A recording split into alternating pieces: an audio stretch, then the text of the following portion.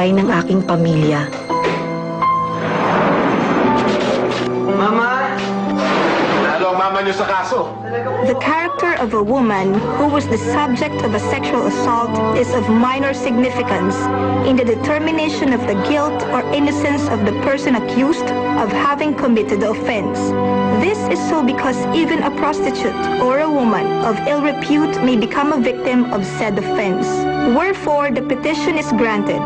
The decision of the Court of Appeals dated January 8, 1998 in CAGR SP number 44180 is reversed.